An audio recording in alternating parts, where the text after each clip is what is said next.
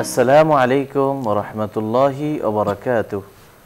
ইন্নাল হামদুলিল্লাহ ওয়াসসালাতু ওয়াসসালামু আলা রাসূলিল্লাহ ওয়া বা'দ। সম্মানিত দর্শক শ্রোতা, কাছে দূরে, দেশে কিংবা প্রবাসে, যেখানে বসে টিভির পর্দায় অথবা ইউটিউব চ্যানেলে আমাদের দেখছেন, সবাইকে জানাই আন্তরিক শুভেচ্ছা ও অভিনন্দন। প্রিয় দর্শক শ্রোতা, আশা করি মহান আল্লাহর রহমতে ভালো আছেন। আমরা দোয়া করি আল্লাহ আমাদের সবাইকে সুস্থ, নিরাপদ ও নেক হায়াত দান করুন। দর্শক শ্রোতা, আপনারা অবগত আছেন এই অনুষ্ঠানে প্রতিদিন কোরআন সুন্নাহর আলোকে আলোকিত জীবন গড়ার নির্দেশনা দেয়া হয়। নির্দেশনা দেন দেশের প্রাজ্ঞ অভিজ্ঞ ইসলামিক স্কলাররা। সে ধারাবাহিকতায় আজও আমরা আমন্ত্রণ জানিয়েছি দেশের একজন বিশিষ্ট ইসলামী চিন্তাবিদকে। আজ আমাদের সঙ্গে যোগ দিয়েছেন শেখ আলী হাসান তৈয়ব, খতিব আন-নূর জামে মসজিদ, টঙ্গী, গাজীপুর। আসসালামু আলাইকুম ওয়া রাহমাতুল্লাহি ওয়া বারাকাতুহু। ওয়া আলাইকুম আসসালাম ওয়া রাহমাতুল্লাহি ওয়া বারাকাতুহু। মুহতারাম, কেমন আছেন? আলহামদুলিল্লাহ, হাইয়াকুমুল্লাহ। আপনি কেমন আছেন? আলহামদুলিল্লাহ। প্রিয় দর্শক শ্রোতা, আজ আমরা যে বিষয়ে কথা বলবো সেটি হলো পতনের কালে উম্মতের করণীয়। মহান আল্লাহ রাব্বুল আলামিন পৃথিবীতে মানুষকে পাঠিয়েছেন আশরাফুল মখলুকাত হিসাবে, সৃষ্টির সেরা জীব হিসাবে। তার মানে সৃষ্টিগতভাবে মানুষের মাঝে একটি মর্যাদা, একটি বিজয়ী ভাব এবং তার মাঝে সম্মানের আকর রেখে দিয়েছেন। একে একে আদম আলাইহিস সালাম থেকে শুরু করে মুহাম্মদুর রাসূলুল্লাহ সাল্লাল্লাহু আলাইহি ওয়াসাল্লামের আগমন ঘটে। তার উম্মতকে উম্মতে মুহাম্মদী বলা হয়। এই উম্মতকে আল্লাহ তাআলা বিশেষ মর্যাদার আসনে সমাসীন করেছেন এবং তাদেরকে বিশ্ব বিজয়ের প্রতিশ্রুতি দিয়েছেন। পাশাপাশি বিশ্ব নেতৃত্ব তাদের হাতে তুলে দিয়েছেন। কালক্রমে আমাদের সীমাবদ্ধতা, অক্ষমতায় এবং বৈষয়িকতার কারণে আমরা আমাদের সেই সম্মানের জায়গা থেকে অনেক দূরে সরে পড়েছি। বলা যায় যে কিয়ামত পূর্বকালীন সময়ে ফিতনা যখন চারদিকে ঘিরে ফেলেছে, এমন একটি বিভীষিকাময় পরিস্থিতি, চারিদিকে যখন মুসলমানদের আর্তনাদ শোনা যাচ্ছে, দেশে দেশে মুসলিমরা নির্যাতিত, নিপীড়িত, নিষ্পেষিত হচ্ছে, এমন প্রেক্ষাপটে মুসলমানরা বলা যায় যে বর্তমানে পতনের কালে তারা আছে। এই পতনের কালে উত্তরণের উপায় কি? কেনই বা মুসলমানদের মতো একটি শক্তিশালী, একটি সম্মানিত জাতি আজ তারা নানা জায়গায় নানাভাবে নিগৃহীত হচ্ছে? এর কারণগুলো কি এবং এর জন্য করণীয় কি? এসব বিষয়ে আমরা আমাদের সীমাবদ্ধ সময়ের মধ্যে আলোচনা করার চেষ্টা করব ইনশাআল্লাহ। আসুন আর দেরি না করে আমরা আমাদের সম্মানিত অতিথির কাছ থেকে এ বিষয়ে আরো বিস্তারিত জেনে নিব ইনশাআল্লাহ। ধন্যবাদ। নাহমাদুহু ওয়া নুসাল্লি আলা রাসূলিহিল কারীম, আম্মা বা'দ। আউযু বিল্লাহি মিনাশ শাইতানির রাজীম। বিসমিল্লাহির রাহমানির রাহিম। ওয়া'আদা আল্লাহু আল্লাযীনা আমানু ওয়া আমিলুস সালিহাতি মিনকুম লা ইস্তাখলিফান্নাহুম ফিল আরদ। সাদাকাল্লাহুল আযীম।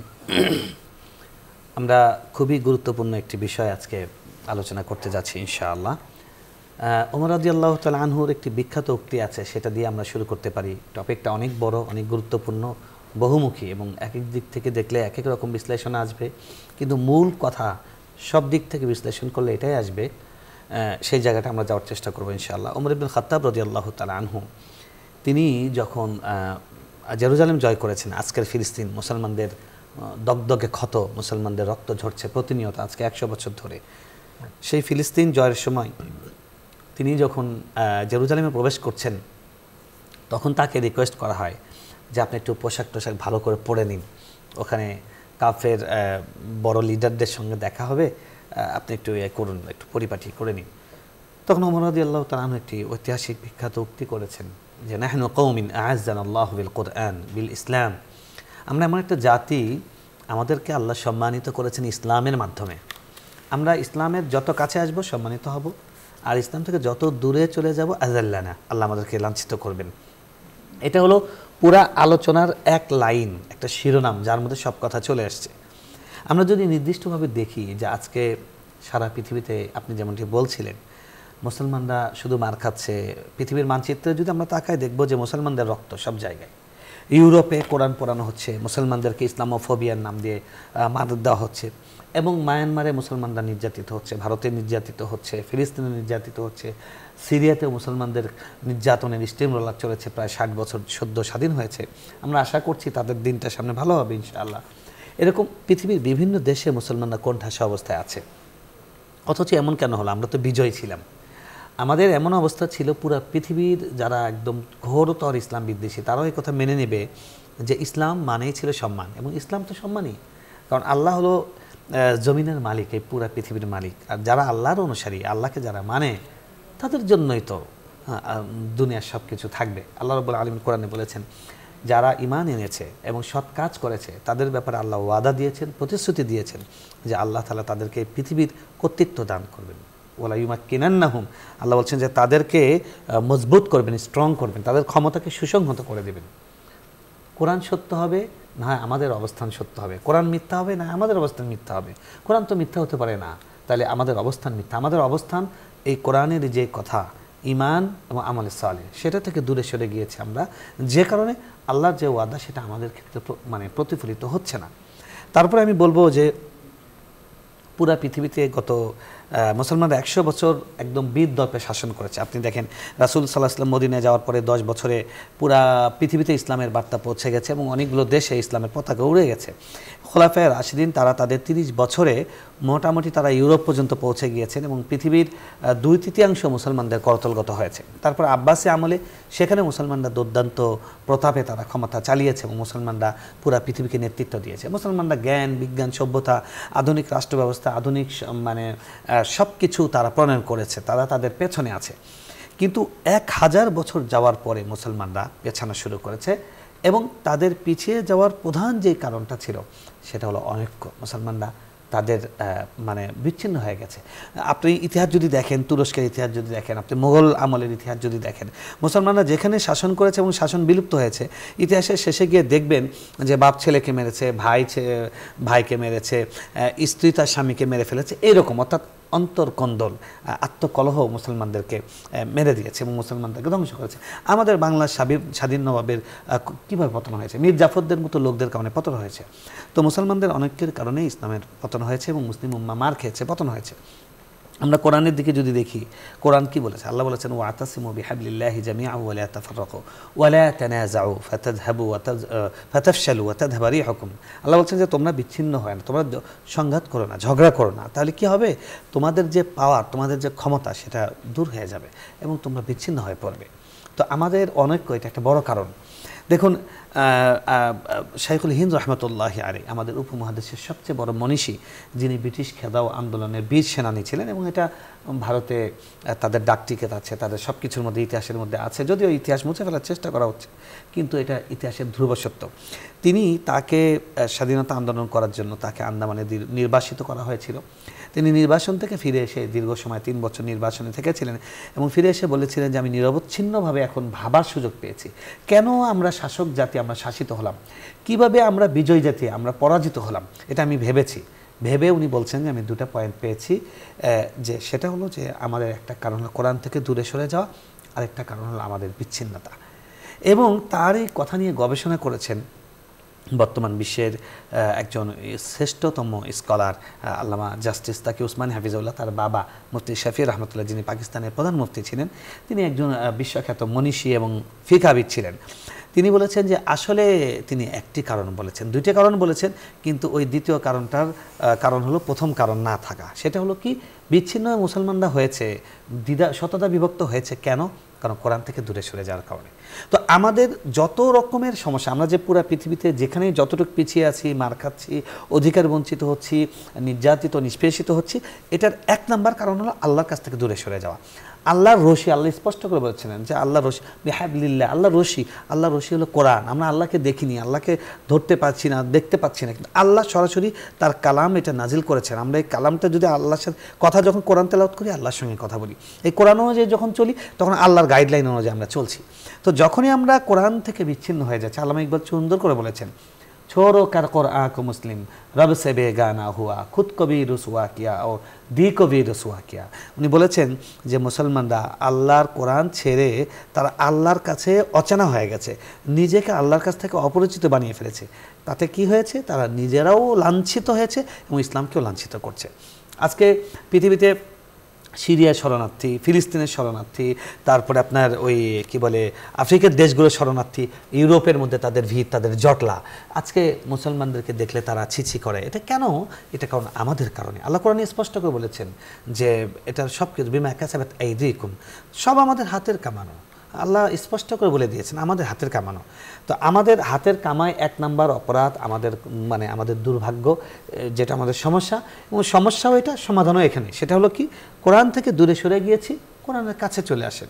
কোরআনের কাছে যখন চলে আসবেন তখন আপনার ঈমান হবে, আমলে সালেহ হবে। যেটা আল্লাহ বলেছেন যে ঈমান এবং আমলে সালেহ ঠিক হলে আমি তাদেরকে রাষ্ট্র ক্ষমতা দান করব। ঈমান এবং আমলে সালেহ, এটার জন্য ইসলাম, এটাই মুসলমান। এই দুটা না থাকলে ইসলামের কোনো অস্তিত্ব নেই, মুসলমানের কোনো অস্তিত্ব নেই। আপনি দেখেন ইসলামের বেসিক কথা হলো, প্রথম কথা হলো কোনো কারো ক্ষতি করা যাবে না, লা দরারা ওয়ালা দিরারা।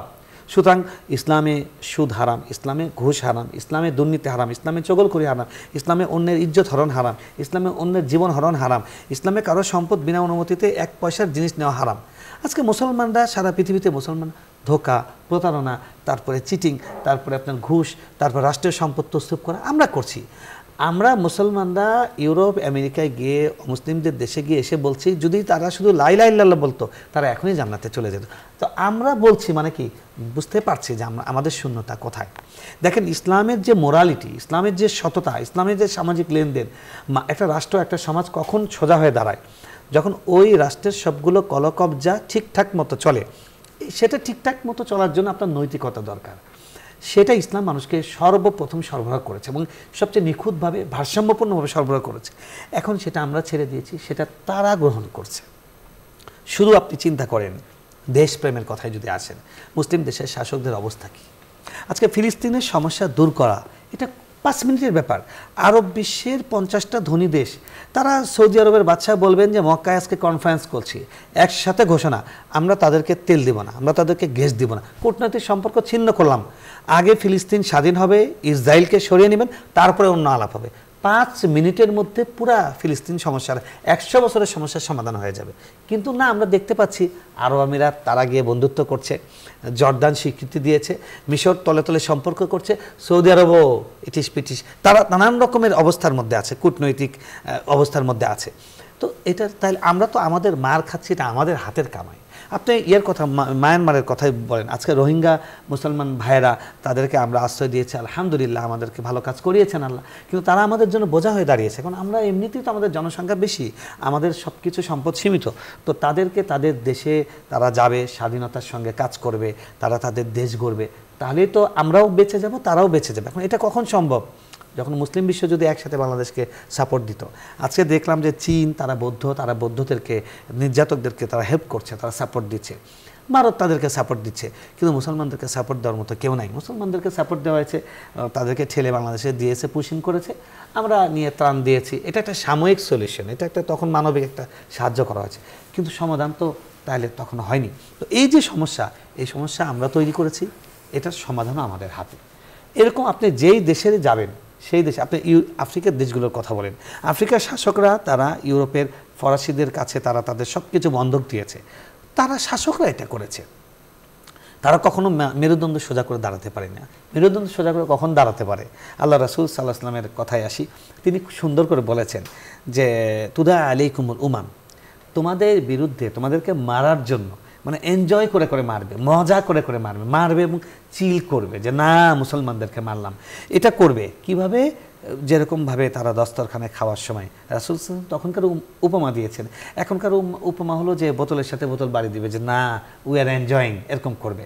রাসূল বলছেন মুসলমানদেরকে মেরে মেরে এরকম করবেন। সাহাবী বলেন সম্ভব কীভাবে? কী বলেন এটা কীভাবে সম্ভব? রাসূল বললেন যে দেখো তাদের কারণে সেটা হবে। তারা পৃথিবীতে তাদের অবস্থানটা হয়ে যাবে এরকম খড়কুটোর মতো, ফু দিলে উড়ে যায়, পানির সঙ্গে ভেসে যায় এরকম। সাহাবীরা বলেন আওয়াকিল্লাতি ইয়া রাসূলুল্লাহ, এটা কি তারা সংখ্যায় খুবই কম হবে এজন্য? না হলে মুসলমানরা থাকবে আর তারা খড়কুটোর মতো থাকবে, তারা বানের পানিতে ভেসে যাবে, এটা মুসলমানদের পক্ষে কীভাবে সম্ভব? ওমর রাদিয়াল্লাহু তাআলা একজন ইসলাম গ্রহণ করলেন। মুসলমানরা সাহাবীরা সামনে গিয়ে নামাজ পড়বেন, কাবায় সাহস পায় না, একজন ইসলাম গ্রহণ করে বললেন, যার স্ত্রীকে বিধবা করার ইচ্ছা আছে সামনে আসিস, যার মাকে মানে মৃত সন্তান উপহার দেওয়ার ইচ্ছা আছে সামনে আসিস, আমি ওমর বুক ফুলিয়ে গিয়ে কাবার ঘরে গিয়ে নামাজ পড়বো। উনি রাসূলকে বললেন, ইয়া রাসূলুল্লাহ, আল্লাহর জমিন, আমি আল্লাহর ইবাদত করব, কেন আমি অন্যকে পরোয়া করব? তো ওমর রাদিয়াল্লাহু তাআলা আনহু যে এই চেতনা, এটা কয়জন সংখ্যা ছিল? সংখ্যা একজন। এই চেতনা যতক্ষণ পর্যন্ত আপনার না আসবে আপনি দেশ গড়তে পারবেন না। আজকে পৃথিবীতে দেখিয়ে দিয়েছে আফগানিস্তান, তারা তাদের দেশ ছেড়ে চলে যাচ্ছে আমেরিকার মতো পরাশক্তি, এই আমাদের চোখের সামনে, যেটা মানুষ 1 বছর আগে কল্পনা করতো না। আমরা কল্পনা করতাম, আমরা জানতাম আল্লাহ রাসূলের ওয়াদা সত্য, উনি বলেছেন মুসলমানদের বিজয় হবেই হবেই হবেই। তো কি করেছে তারা? বলছে যে আমাদেরকে একটা দিন সময় অতিরিক্ত দেন, আরও জিনিসপত্র নিয়ে যাব। তারা বলছে 1 ঘন্টা অতিরিক্ত দেওয়া হবে, একটা কচু কাটা হবে। তারা কি করেছে? তাদের দূতাবাসের ছাদে তারা হেলিকপ্টার নিয়ে এসে সবগুলোকে নিয়ে তারা সময় এই পরাশক্তি পালিয়ে চলে গেছে। এরপর কি করলো? তাদের অর্থ, তাদের টাকা, তাদের ফান্ড আমেরিকার ব্যাংকগুলোতে তারা আটকে দিয়েছে, বললো যে না খেয়ে তারা ধর্ণা দিবে। কিন্তু মেরুদণ্ড, আমি বোঝাতে চাচ্ছি আমাদের বাংলাদেশের জন্য শিক্ষা আছে, আমাদের বাংলাদেশের জন্য অনেক বড় শিক্ষা আছে। এত বড় বিপ্লব হয়ে গেল, কিন্তু আমাদের মেরুদণ্ড আমরা কতটুকু সোজা করতে পেরেছি দেখেন। আফগানিস্তানরা তারা বললো যে ওকে, টাকা আটকে রাখছে, কোনো সমস্যা নেই, আমাদের শ্রম আছে। তারা কি করেছে? তারা 1 বছরের মধ্যে গাড়ি করেছে, তারা মানে 72 কিলোমিটার এক্সপ্রেসওয়ে তারা 1 বছরে করেছে। আমাদের এক্সপ্রেসওয়ে, এই 7 কিলোমিটার এক্সপ্রেসওয়ে, এটা 40 বছর ধরে আমরা ঢোল পিটাচ্ছি, এটা এত কাজ হয়েছে, এত হাজার করে, তারা 1 বছরে করেছে 72 কিলোমিটার এক্সপ্রেসওয়ে করেছে। এবং তারা নিজস্ব উদ্ভাবনে তারা ক্লাসিন খুব বানিয়েছে। তারা তাদের জুস, তাদের পানীয় এখন আমেরিকায় রপ্তানি হচ্ছে। তা এখন তারা কোথায় চলে গেল? তারা জাস্ট 2 বছরে তারা নিজেদের পায়ে দাঁড়িয়ে গেছে। তাদের দেশপ্রেম, সততা, আত্মবিশ্বাস। ইসলাম তো আমাদেরকে এই জিনিসটাই যোগান দিয়েছে। সেটা হলো 1 নম্বর, সে আল্লাহ ছাড়া কাউকে ভয় করবে না। 2 নম্বর হলো তার বুকের মধ্যে পুরোটাই বল। কারণ কি? কারণ সে সত্য কথা বলে, সে কারো ক্ষতি করে না, তার ক্ষতি কে করবে? আজকে আপনি ক্ষমতা নাই পালিয়ে যাচ্ছেন, পালিয়ে কেন যাচ্ছেন? আপনি ভালো কিছু করেননি। আর আপনি যদি ওমরের মতো হতেন, আপনি বলতেন আমি মাটির নিচে শুয়ে আছি, আমি গাছের নিচে শুয়ে আছি, ওকে, আমার কোনো দারোয়ান লাগবে না, কারণ তুমি মানুষের জন্য কাজ করি, তারা আমাকে পাহারা দিবে। তাই হয়েছে। তো 2 নম্বর কারণ যেটা রাসূল এখানে আমাদেরকে হাদিসে দিচ্ছেন, যে সাহাবী বললেন তারা এত কি সংখ্যায় কম হবে? বললেন না, তারা ইদান কাসির, ইয়াউমা ইদিন কাসির, তারা সংখ্যায় অনেক বেশি হবে। তো সাহাবী বলছে ইম্পসিবল, সংখ্যায় যদি বেশি হয় তারপরে তারা মার খাবে, খড়কুটোর মধ্যে ভেসে যাবে, এটা কিভাবে সম্ভব? রাসূল সাল্লাল্লাহু আলাইহি ওয়াসাল্লাম বললেন তাদের একটা রোগ হবে, ওই রোগটা হলো ওহান। সাহাবী বললেন ওহান জিনিসটা কি? তিনি বললেন হুব্বুদ দুনিয়া ওয়া কারাহিয়াতুল মাউত। তাদের ওহান রোগ হলো 2টি জিনিসের মাধ্যমে এই রোগটার উদ্ভব হয়। 1 নম্বর হলো দুনিয়ার ভালোবাসা, একটা হলো মৃত্যুর প্রতি অনীহা। দুনিয়ার ভালোবাসা এটা সব রোগের মূল। হ্যাঁ, হুব্বুদ দুনিয়া রাসুকুল্লাহ খাতিয়া, সব অপরাধের, সব নষ্টের মূল হলো দুনিয়ার ভালোবাসা। আপনি ঘুষ খাচ্ছেন কেন? আপনার বেতন 60,000 টাকা, তারপরেও হচ্ছে না, আপনার আরও মনে চায় দুনিয়ার ভালোবাসা, আমার একসাথে চাই। আপনি সরকারি জব করছেন, আপনার প্রমোশন হবে 2 বছর পরে, কিন্তু আপনি কাজ না করে চামচামি করে আপনি প্রমোশন নিচ্ছেন কেন? কারণ আপনার এখনই দরকার। এই যে দুনিয়ার ভালোবাসার কারণে সব অপরাধ হয়ে থাকে। তো দেখেন রাসূল সাল্লাল্লাহু আলাইহি ওয়াসাল্লাম বলছেন যে হুব্বুদ দুনিয়া। 2 নম্বর কারাহিয়াতুল মাউত, মৃত্যুর প্রতি অনীহা। সাহাবীরা মৃত্যুকে ভালোবাসতেন। আল্লাহ বলতেন মান আহাব্বা লিকা আল্লাহ আহাব্বাল্লাহু লিকা, যারা আল্লাহর সাথে এসে দেখা হবে, মিলন হবে মৃত্যুর মাধ্যমে, এটাকে যারা ভালোবাসে আল্লাহ তাদের ভালোবাসে, আল্লাহ তাদের সাক্ষাৎকে প্রত্যাশা করেন। আপনি দেখেন যখন পরাশক্তি, আজকের আমেরিকা মনে করেন তখনকার পারস্য, তারা তাদের বিরুদ্ধে মুসলমানদের লড়াই হবে, তারা 3 লাখ, মুসলমান 30,000, তো কীভাবে যুদ্ধ হবে? কিন্তু যুদ্ধের প্রথম রাত যাওয়ার পরে, প্রথম দিন যাওয়ার পরে তার সেনাপতি বলছে এদের সাথে যুদ্ধ কীভাবে করবেন? এদের সাথে যুদ্ধ করে যে জয় করা সম্ভব না। কেন? বলে আমরা বেঁচে থাকাকে, জীবনকে যতটা ভালোবাসি, এরা মৃত্যুকে তার থেকেও বেশি ভালোবাসে। তো একটা মানুষ তো মানে সব কিছু করে তার বাঁচার জন্য, জীবনের জন্য, আর এরা তাদের জীবন দেওয়ার জন্য উদ্গ্রীব। এদের সঙ্গে যুদ্ধ কিভাবে করবেন? এদের সাথে যুদ্ধ জয় করা সম্ভব না। আজকে পৃথিবীতে মুসলমানরা শুধু মেরুদণ্ড সোজা করে দাঁড়াতে পারছে না, তাদের ভেতরে কনফিডেন্সের অভাব, আল হাজিমাতুন নাফসিয়া, ইনফিরিয়রিটি কমপ্লেক্স, মুসলমানদের মধ্যে আত্মবিশ্বাসহীনতা। এই আত্মবিশ্বাস কখন আসবে? কোরআন থেকে আসবে। এটা আমাদের পাওয়ার হাউস। পাওয়ার হাউস যদি না থাকে, আপনার পাওয়ার কোত্থেকে আসবে? আপনি চার্জ দেন, আপনার মোবাইল চার্জ কোত্থেকে আসবে? তো এই জন্য 1 নম্বর কারণ হলো আমাদের কোরআন থেকে দূরে সরে যাওয়া। 2 নম্বর কারণ হলো কোরআন থেকে দূরে সরে যাওয়া জনিত কিছু রোগ, যেমন বিচ্ছিন্ন হয়ে যাওয়া, হ্যাঁ, ছিন্ন ভিন্ন হয়ে যাওয়া। আমরা আপনি দেখেন ভারতে মুসলমানরা মার খাচ্ছে, মুসলমানদের সংখ্যা তো কম না, আমাদের বাংলাদেশের থেকেও ভারতে মুসলমানের সংখ্যা বেশি, কিন্তু মুসলমানদের মসজিদ, তাদের স্টেডিয়াম, তাদের নামে গ্রাম, তাদের নামে রাস্তা সব মুছে ফেলছে। কিচ্ছু মানে পৃথিবীর খ্রিস্টান যারা আর্কোলজি যারা আছে, যারা স্থাপত্যবিদ আছেন, যারা ঐতিহাসিক আছেন, সব ধর্মের লোকেরা এটা প্রতিবাদ করছে, কিন্তু তারা গায়ে মাখছে না, কারণ তাদের এত ক্ষমতা।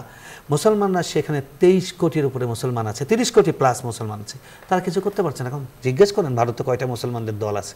মুসলমানদের দল 75টার উপরে মুসলমানদের দল।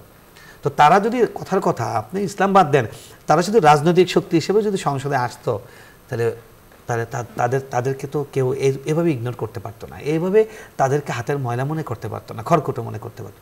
তারা বিচ্ছিন্ন। আজকে আমাদের বাংলাদেশের সমস্যাটা কি? বাংলাদেশ নিয়ে আজকে আমাদের হয় আমেরিকা খেলবে, না ভারত খেলবে। কেউ হয়তো আমেরিকার কাছে ধর্ণা দিচ্ছে, কেউ ভারতের কাছে ধর্ণা দিচ্ছে। কেন? আমরা 30 লাখ মানুষের জীবন দিয়ে কি অর্জন করলাম?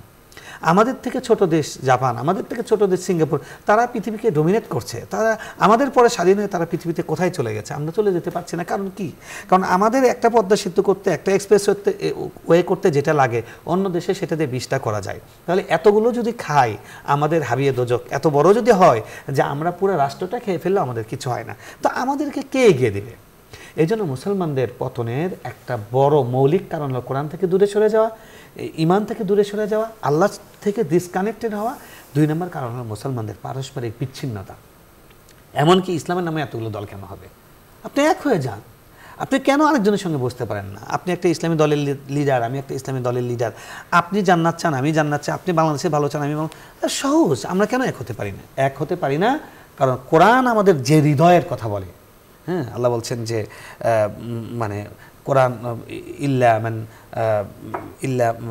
ইল্লা মান আতা বিকলবিন সালিম, মান আতা আল্লাহ বিকলবিন সালিম। পবিত্র অন্তরকে পরিশুদ্ধ করা, এটা আমরা পাচ্ছি না। এটা কখন হবে? যখন আমি সত্যিকারটা কোরআনটা আমার ভিতরে ঢুকবে। আল্লাহ কোরআনে বলেছেন যে আশিদ্দা আলাল কুফার রাহমাউ বাইনাহুম, তারা বিজাতির ব্যাপারে কঠোর হয়, স্বজাতির ব্যাপারে তারা, ইসলাম মুসলমানদের ব্যাপারে তাদের হৃদয়ের মধ্যে মায়া মমতা থাকে। মুসলমানদেরকে মারা হচ্ছে, মুসলমানরা মার খেয়েছে, একজন বৈষম্যের শিকার হচ্ছে, চাকরি পায় না, একজনকে মেরে ফেলা হয়েছে। আমরা বলি যে এটা সরকারের বিষয়, এটা বিরোধী দলের বিষয়। আমি প্রতিবাদ করি না। সামাজিকভাবে, পারিবারিকভাবে, এলাকাভিত্তিকভাবে আমরা কোনো অন্যায়ের প্রতিবাদ করি না। এটা মুসলমানদের বৈশিষ্ট্য ছিল। আল্লাহ রাসূল বলেছেন সৎ কাজের আদেশ, অসৎ কাজের নিষেধ যখন ছেড়ে দিবে, তখন তারা দোয়া করলে আল্লাহ দোয়া কবুল করবেন না। আপনি নির্যাতিত হয়ে দোয়া করবেন, রব্বানা আখরিজনা মিন হাযিল ক্বরিয়াতি যালিমি আহলুহা, আল্লাহ দোয়া কবুল করবেন, এটা রাসূল বলেছেন। কারণ আমরা সৎ কাজের আদেশ, অসৎ কাজের নিষেধ ছেড়ে দিয়েছি। তো আমাদের 2 নম্বর কারণ হলো বিচ্ছিন্নতা। 3 নম্বর কারণ যেটা, সেটা হলো দুনিয়ার প্রতি ভালোবাসা। দুনিয়ার আমাদেরকে পার্থিব লোভ, এটা যদি আমরা না ছাড়তে পারি, আমরা কোনো মহৎ কাজ করতে পারবো না। আমি দর্শকদেরকে বলবো, আমি যখন পড়াশোনা করি মাদ্রাসায়, আমার ক্লাসমেটগুলো বুয়েটে পড়তো, তো আমরা দেখতাম যে বাহির থেকে কি দেখি যে কলেজ, বুয়েটে, ঢাকা ইউনিভার্সিটিতে এইসব জোড়ায় জোরে বসে গল্প করছে। অনেকে মনে করে পড়াশোনা কখনো, সব তো খালি গল্পই করে। তো আমি আমার ফ্রেন্ডের কাছে গেলাম, তার রুমে গেলাম, তো আমি বললাম যে তোমরা পড়াশোনা করো সব। পরে ও বলছে যে এগুলো আড্ডা দেওয়ার আমার সময় নেই। যারা নিজেকে গড়ছে তারা এর মধ্যেই, কেউ রাজনীতি করছে, কেউ প্রেম ভালোবাসা নিয়ে ব্যস্ত, ব্লগিং করছে, বাইরে আড্ডা দিচ্ছে। আর যে নিজেকে গড়ার জন্য সংকল্প করে এসছে, সে মনোযোগ দিয়ে পড়াশোনা করছে। এখন আমরা আমাদের ব্যাপারে, আমরা আমাদের নিজেদেরকে গড়ার জন্য, আমার নিজের দেশ গড়ার জন্য, আমাদের নিজের জাতি গড়ার জন্য সেই নিবিষ্টতা, সেই একাগ্রতা, সেই আন্তরিকতা, সেই নিষ্ঠা আপনার আমার কোথায়? আমাদের যে কোয়ালিটি, মানে আমরা এই কোয়ালিটি হারিয়ে ফেলার কারণে আমরা দুনিয়াকে সব থেকে বেশি গুরুত্ব দিচ্ছি। নগদ চাই। আমরা ভুলে যাচ্ছি যে আমার চোখের সামনে একটা যুবক মারা যাচ্ছে, সুস্থ মানুষ মারা যাচ্ছে, অসুস্থ মানুষ আরও 20 বছর বেঁচে থাকছে। দুনিয়ার যে ওমাদিল হায়াতের দুনিয়া ইল্লা মাতাউন কলিল, মাতাউল গুরুর, তো সামান্য, এটা একটা ধোঁকা, এটা একটা কল্পনা, এটা একটা অলীক, এটা খুবই ক্ষণস্থায়ী। এটাকে আমরা সব থেকে প্রধান বানাচ্ছি।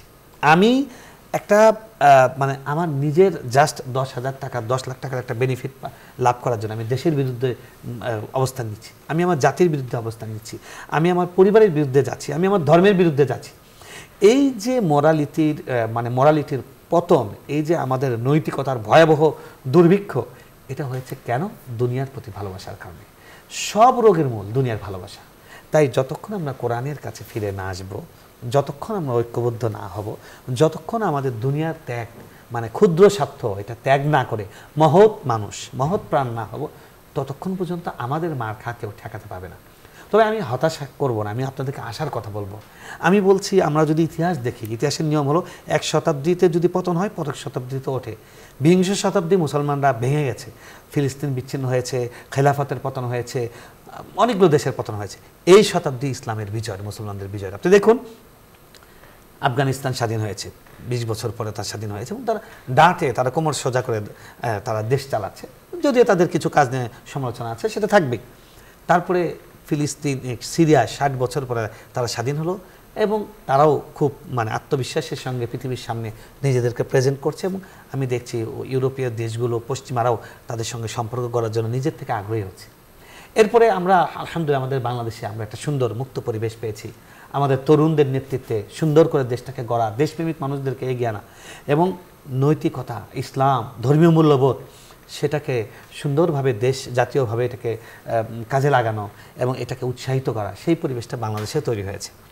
আমরা আশা করছি ইনশাআল্লাহ এই শতাব্দীতে হবে ইসলামের বিজয়। আল্লাহ রাব্বুল আলামিন ওয়াদা করেছেন, ওয়া কানা হাক্কান আলাইনা নাসরুল মুমিনিন। আল্লাহ বলছেন যে যদি তোমরা মুমিন হতে পারো, আমল সালেহ এবং ইমানদার হতে পারো, ওয়ালা হতে পারো, তাহলে আমি আমার কর্তব্য, আমার হক, আমার জন্য ওয়াজিব, আমি তোমাদেরকে বিজয় দেবই। সুবহানাল্লাহ, মুসলমানদের বিজয় হবে। এবং ফিলিস্তিন আমরা কি বলবো, আজকে যখন আলোচনা করছি আমরা, আমাদের কাছে শুধু সুসংবাদ, আমাদের কাছে সব ইতিবাচক সংবাদ। ফিলিস্তিন সেখানে যুদ্ধবিরতি হয়েছে, যদিও ইহুদিরা, এই ইসরায়েলিরা আবার এর মধ্যেও কিছু কিছু হামলা করছে, কিন্তু আমরা আশাবাদী এই জাতি যাদের সব কিছু কবরস্থান হয়ে গেছে, ছোট্ট বাচ্চা, তারা বলছে আমরা আমাদের দেশ ছেড়ে যাইনি, আমরা দেশ ছেড়ে যাব না। তোমরা আমাদের ঘর বাড়ি, আমাদের দেশের বিল্ডিংগুলোকে ভেঙে দিতে পেরেছো, আমাদের মনোবলকে একটু ভেঙে দিতে পারো। সুবহানাল্লাহ, এটাই আমাদের বিজয়, এটার মাধ্যমে হবে। আমাদের কনফিডেন্স, আত্মবিশ্বাস হলো আমাদের আত্মবিশ্বাসের পাওয়ার হাউস হলো কোরআন। কোরআনটা যদি শুধু ধরতে পারি আমরা যথাযথভাবে, তাহলে হবে। এবং পুরা পৃথিবীর মুসলিম দেশগুলোতে আমাদের সায়েন্স, আমাদের টেকনোলজি, আমাদের আধুনিক জ্ঞান বিজ্ঞান, হ্যাঁ, এগুলোকে উৎসাহিত করতে হবে এবং প্রত্যেকটা জিনিসের সঙ্গে শর্ত উঠে থাকবে কোরআন ভিত্তিক, কোরআনই মূল্যবোধকে সাথে নিয়ে। কোরআনই মূল্যবোধ সম্পন্ন পারমাণবিক বিজ্ঞানী আমাদের বানাতে হবে, কোরআনই মূল্যবোধ সম্পন্ন। আজকে তুরস্ক তারা পৃথিবীতে এখন রপ্তানি করছে, মুসলমানরা সারা জীবন অস্ত্র, কিন্তু তুরস্ক তারা এখন অস্ত্র বিক্রি করে। তুরস্কের ড্রোন আমি গতকালকে পড়লাম যে পৃথিবীর 35টা দেশ তাদের থেকে কিনছে এবং ইউরোপীয় দেশ কিনছে এবং পৃথিবীর শীর্ষ 10টি অস্ত্র সম্পন্ন দেশের মধ্যে তুরস্ক আছে, পাকিস্তান আছে, তো এই দুটা মুসলিম দেশ আছে এবং আরও সৌদি আরবে এগিয়ে আসছে, তারা 13 নম্বরে চলে আসছে, বাংলাদেশ আছে 14 নম্বরে। তো এরকম মুসলমান দেশগুলো এগিয়ে যাচ্ছে। তুরস্ক কি করেছে, তারা সায়েন্স টেকনোলজি এগুলোকে খুব গুরুত্ব দিয়েছে এবং প্রত্যেকটা বিদ্যালয়ে তারা, মাদ্রাসা নয়, স্কুলের মধ্যে, সাধারণ শিক্ষার মধ্যেই সেখানে কোরআনের শিক্ষা বাধ্যতামূলক করে দিয়েছে এবং তাদের একই সঙ্গে একটা ছেলে 8 পাস করছে, 5 পাস করছে, সে এই লেভেলে ও লেভেল শেষ করছে, আবার কোরআন হাফেজ হয়ে যাচ্ছে। আমরা আশা করব বাংলাদেশেও সেই পরিবেশটা তৈরি হয়েছে, বাংলাদেশে হবে এবং সেদিন খুব বেশি দূরে নয়, এই শতাব্দীতে ইসলামের বিজয় হবে ইনশাআল্লাহ। আমরা আশাবাদী।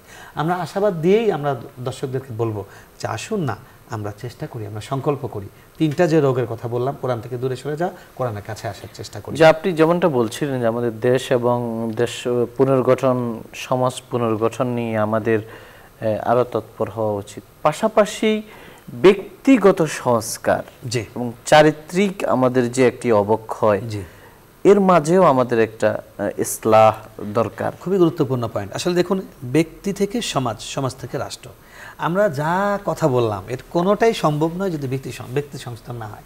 ইসলামের সব কিছুর মধ্যে আগে ব্যক্তিকে মেনশন করা হয়েছে, ব্যক্তি যেন ঠিক হয়।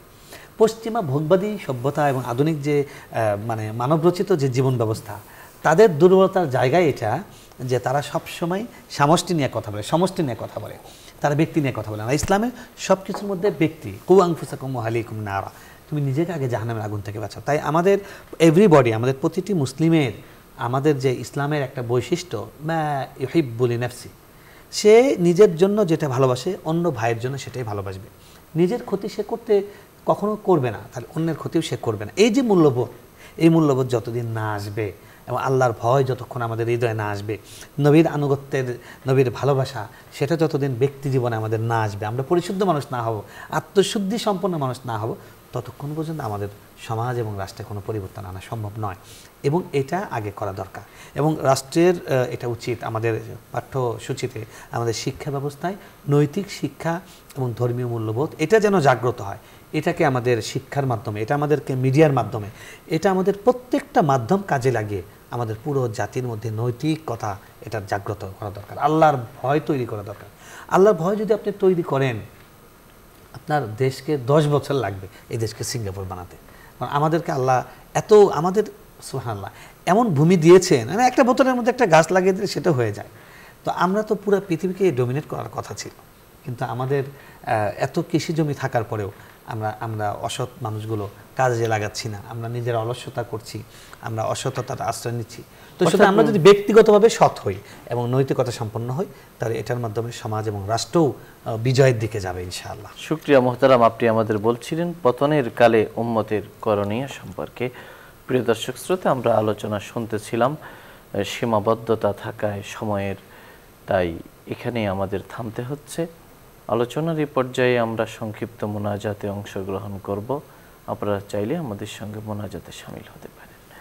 আলহামদুলিল্লাহি রাব্বিল আলামিন, والصلاة والسلام على أشرف الأنبياء والمرسلين وعلى آله وصحبه أجمعين. اللهم إنا نسألك بأن لك الحمد لا إله إلا أنت المنان بديع السماوات والأرض يا ذا الجلال والإكرام يا حي يا قيوم. ألف لام ميم الله لا إله إلا هو الحي القيوم. ربنا فاغفر لنا ذنوبنا وكفر عنا سيئاتنا وتوفنا مع الأبرار.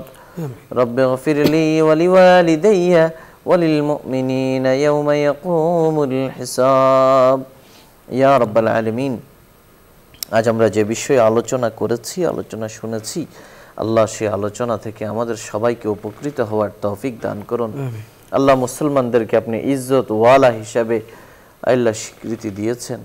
আল্লাহ সেই মুসলমানরা নিজেদের কৃতকর্মের কারণে আজকে তারা তা পতনের কালে পৌঁছে গেছে। আল্লাহ আজকে তারা উচ্চ আসর থেকে, আল্লাহ সর্বোচ্চ শিখর থেকে একেবারেই নিচে নেমে পড়েছে। আল্লাহ মুসলমানদেরকে তাদের অধঃপতনের কারণ জানার, বুঝার এবং পরবর্তী করণীয় নির্ধারণ করার তৌফিক দান করুন। আল্লাহ আমাদের সবাইকে কোরআনের উপর উঠিয়ে দিন, আমাদের মুসলিম উম্মাহকে ঐক্যবদ্ধ করে দিন, তাওহীদের পতাকা তলে কালিমার শামিয়ানায় জড়ো হওয়ার তৌফিক নসিব করুন। ইয়া আল্লাহ আমাদের ভুল ত্রুটি আমরা যেন ধরতে পারি সেই তৌফিক দান করুন। আল্লাহ আমাদেরকে হেদায়েতের উপর উঠিয়ে দিন, সিরাতে মুস্তাকিমের উপর পরিচালিত করুন, জান্নাতের পথে জান্নাতি কাফেলার মিছিলে আমাদেরকে শামিল করুন। আল্লাহ আমাদের দোষ ত্রুটি আপনি ঢেকে দিন, আমাদের মর্যাদা আপনি বৃদ্ধি করে দিন, আমাদেরকে সুখ সমৃদ্ধ জীবন দান করুন, আমাদের প্রশস্ত রিজিক দান করুন। আল্লাহ উত্তম বাসস্থানের ব্যবস্থা করে দিন। ইয়া রাব্বাল আলামিন, যে কোনো প্রতিকূল পরিস্থিতি থেকে, আপদ বিপদ বালা মুসিবত থেকে আমাদের হেফাজত করুন। আমরা আপনার কাছে কল্যাণ চাই, আপনি আমাদের জীবনকে হাসানাময় করে দিন। আল্লাহ খাইরা এবং আফিয়াতের জিন্দেগি দান করুন। আপনার রহমতের ছায়ায় আমাদেরকে বেষ্টিত করুন, রহমতের বাড়িধারায় সিক্ত করুন। ইয়া আল্লাহ আমাদের মা বাবা, দাদা দাদি, নানা নানি, শ্বশুর শাশুড়ি, আপনজন, প্রিয়জন, বন্ধু বান্ধব, যাদের অবদান আমাদের উপর আছে, আল্লাহ যারা এক লোকমা ভাত আমাদের খাইয়েছেন, আল্লাহ যাদের অবদানের কথা আল্লাহ আমরা সব সময় স্মৃতি কাতর হয়ে পড়ি, ওই মানুষগুলোর উপর আপনি অনুগ্রহ করুন, তাদেরকে নেক হায়াত দান করুন। যারা ইন্তেকাল করেছেন তাদেরকে মাফ করে দিন, তা কিয়ামত অবধি তাদের কবরের আযাব আপনি মাফ করে দিন। ইয়া রাব্বাল আলামিন, ইয়া আল্লাহ যাবতীয় ফিতনা থেকে হেফাজত করুন, যাবতীয় অনিষ্ট থেকে হেফাজত করুন, শত্রুর শত্রুতা থেকে হেফাজত করুন, জালিমের জুলুম থেকে হেফাজত করুন। সব ধরনের প্রতিকূলতা জয় করে আল্লাহ সংকট থেকে উত্তরণের পথ আপনি দেখিয়ে দিন, যাবতীয় কঠিন কাজ আপনি সহজ করে দিন। আল্লাহ আমাদের সামনে, পেছনে, ডানে বামে, উপরে নিচে নূর দিয়ে ভরপুর করে দিন। আমাদের সামনে, পেছনে, ডানে বামে, উপরে নিচে সব ধরনের অনিষ্ট থেকে, ক্ষতি থেকে আমাদেরকে হেফাজত করুন। ইয়া আল্লাহ আমাদেরকে ইসলাহ করে দিন, আমাদের চরিত্র ভালো করে দিন। আয় আল্লাহ আমাদের দেশকে আপনি কবুল করুন, এই দেশের উপর খাস রহমত নাজিল করুন। আল্লাহ এই অনুষ্ঠানের মাধ্যমে দ্বীনের যে খেদমত হচ্ছে এর পেছনে যারা কাজ করছেন, যাদের নির্দেশনা আল্লাহ পৃষ্ঠপোষকতা রয়েছে, আল্লাহ তাদেরকে আপনি আপনার নিজ হাতে কুদরতি শান অনুযায়ী প্রতিদান দিয়ে দিন।